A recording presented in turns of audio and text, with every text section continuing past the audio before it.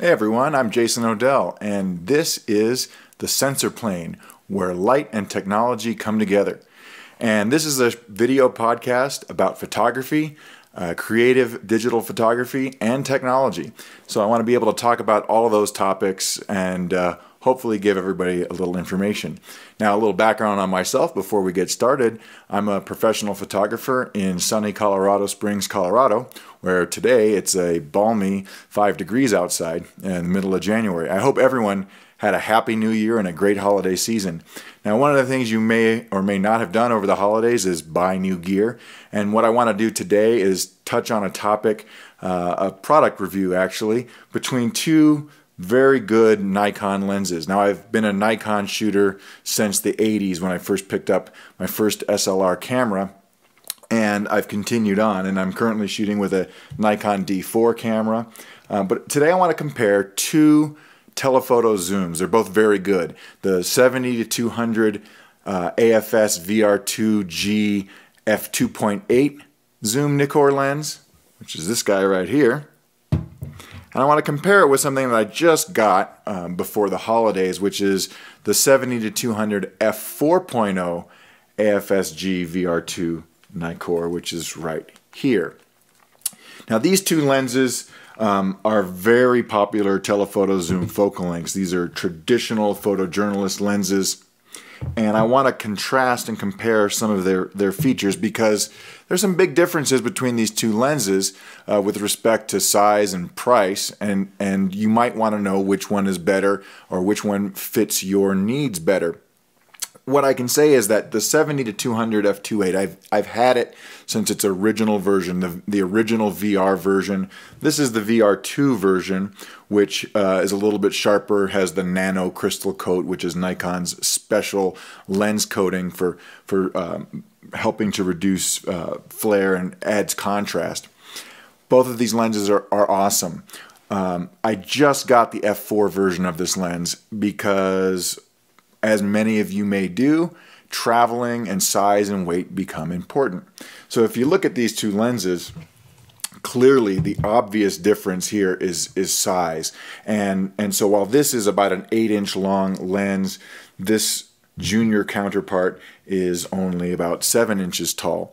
And I'm going to put the comparison of the specs out on my blog at www.luminescentphoto.com. Go to the blog tab and you'll be able to see these entries. The other thing you probably can see is the filter thread is different. This f4 lens uses a 67mm front filter thread, while the f2.8 version of the lens uses a 77mm front filter. Why is that important? Well, front filters, you put a polarizer or you use grad filters, you need an adapter. A lot of times we have 77mm filters for all of our lenses in a series.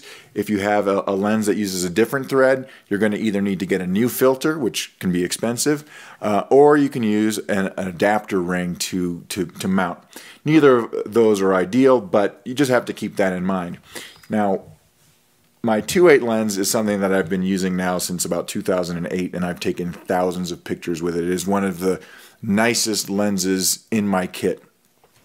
But I'll tell you, when I go to pack this sucker, it is a hefty lens. It weighs almost 3.5 pounds, 3.4 pounds. Okay, so that's really quite heavy. It's a beast. I mean, you could definitely do some damage with this guy.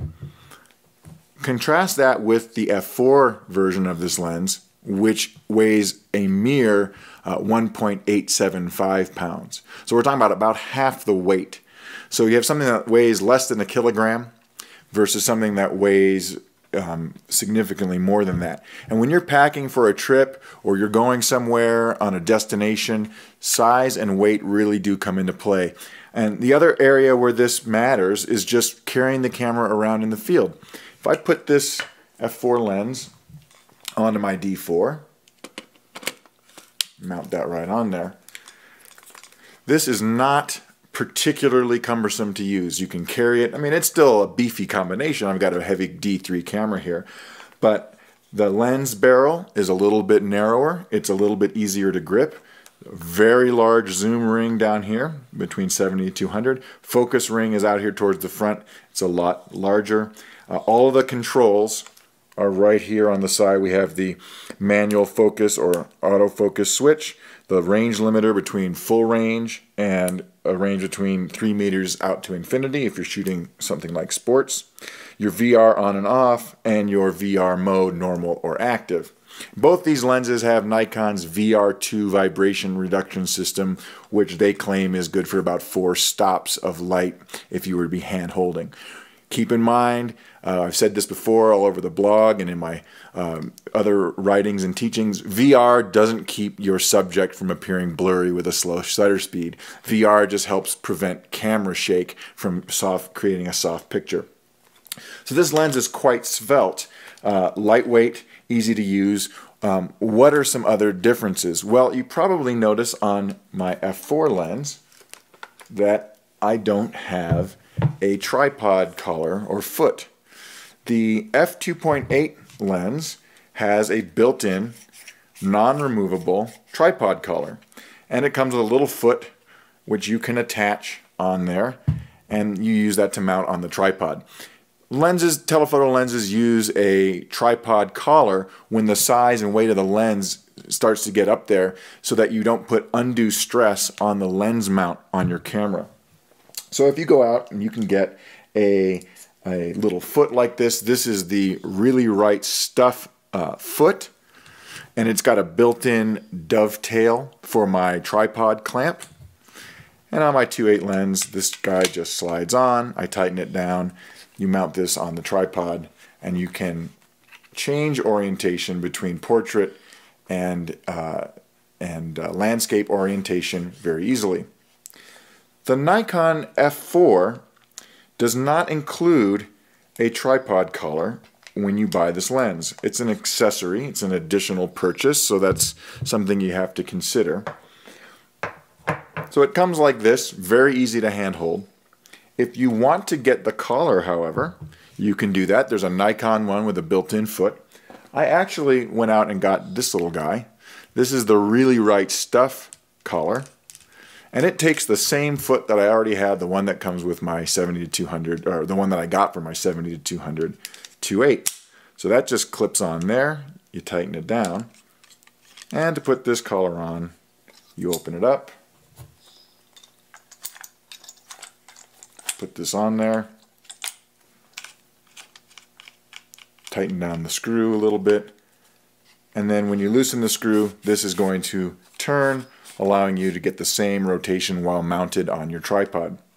Some people might think that that's something that should have been included. I can look at it both ways. If you don't want to spend the money, if you plan on doing a lot of handheld photography, this is going to be a lot more ergonomically advantageous to just remove the collar.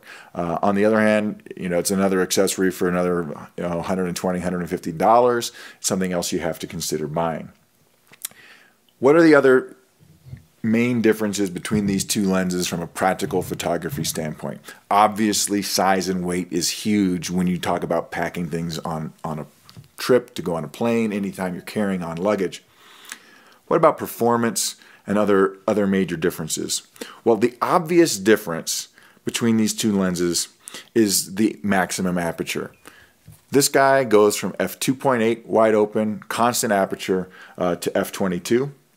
While the f4 lens can only open up to f4 and can be stopped down all the way to f32. That's pretty much something that you're not going to worry too much about, but if you're trying to do maybe a long exposure, that extra stop might help you. What does that mean in practical use, though? That's the real question, right? I mean, someone's going to say, hey, I want a nice soft bokeh, I want to do portraits.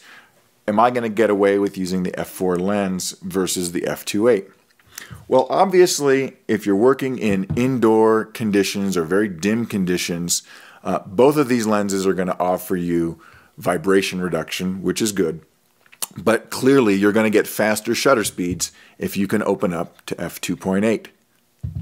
Quality-wise, though, I am just absolutely stunned by how good this f4 lens is, even wide open.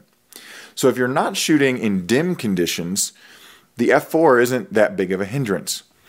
What about depth of field?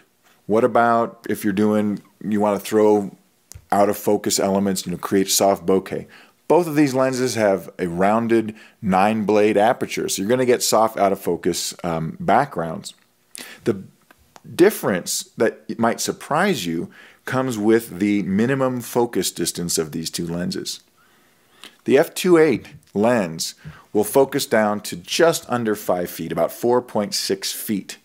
And at f2.8, if you were at, let's say we set this lens to a normal kind of traditional portrait focal length of 135 millimeters, we're going to do a portrait, and we're going to shoot at the minimum focus distance just because we can.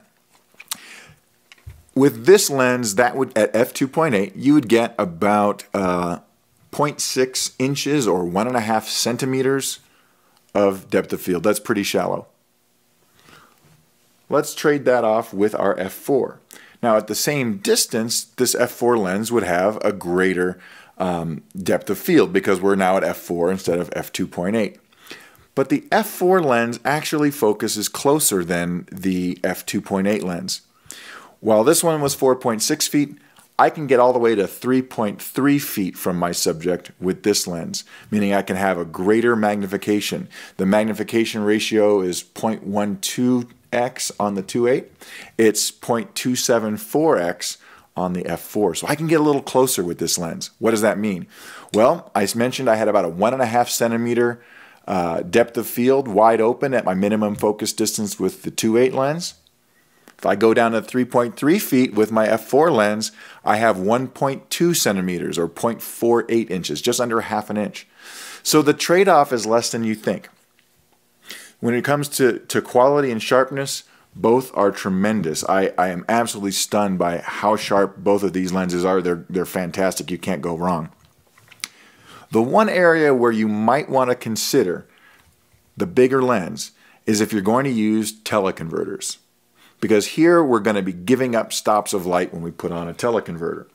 So for example, here is my TC14E, and both of these lenses accept Nikon teleconverters. Okay, they may accept third parties, but I think your best bet is again to go with a Nikon one. With a 1.4x converter, we multiply the focal length by 1.4, but more importantly, we lose one full stop of light. So my f2.8 lens now becomes an f4 lens. With the 1.7 converter, it becomes an f4.8 lens, and with a 2x, the TC20E3, it becomes an f5.6 lens.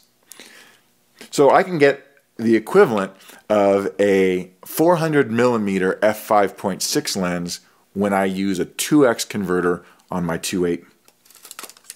If I put that same converter on my f4 lens, my 1.4x converter puts me at f5.6, which for many of the Nikon cameras out there, that's the in-spec limit on autofocus.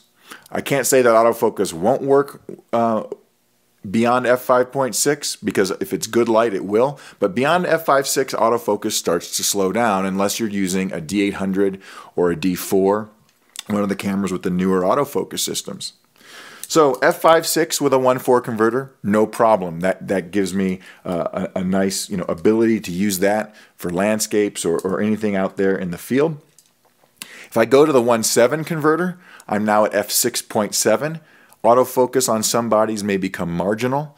And with a 2x converter, the TC20E3 that I have, it becomes an f8 lens, meaning that unless you're using a D4, and even with a D4, you might still have limited autofocus. You're going to be reduced to using fewer of the autofocus points.